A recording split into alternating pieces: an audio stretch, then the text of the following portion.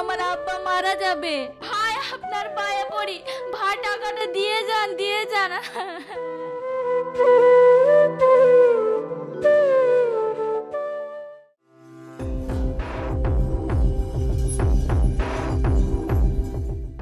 চোর চোর চোর, আমার ব্যাগটা চুরি করে নিয়ে পালিয়ে গেল। চোরটাকে ধরো, ওকে ধরো।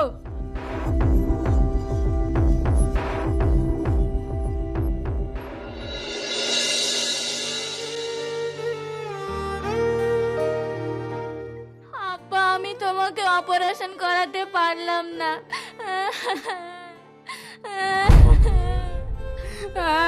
আব্বা গো।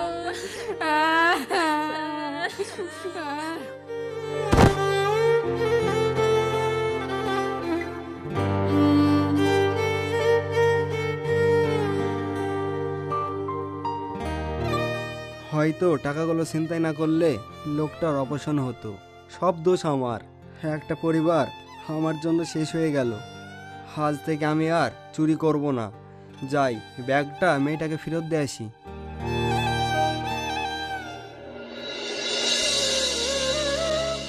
আমার ব্যাগটা চুরি করে নিয়ে পালিয়ে গেল।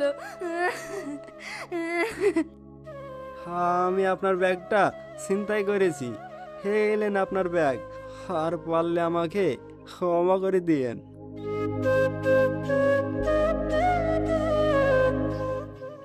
আমি কালকে গিয়ে তার কাছে ক্ষমা চাবো আর সব কিছু খুলে বলবো। ও যা শাস্তি দেবে সব মাথা পেতে নেব।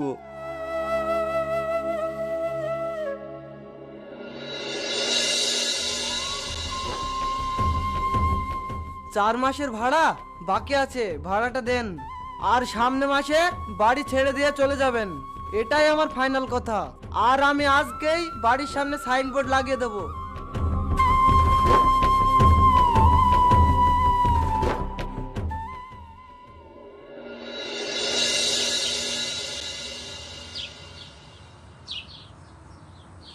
আসসালামু আলাইকুম মুরব্বি, আপনার সাথে বাড়ি ভাড়া নিয়ে কিছু কথা বলতাম।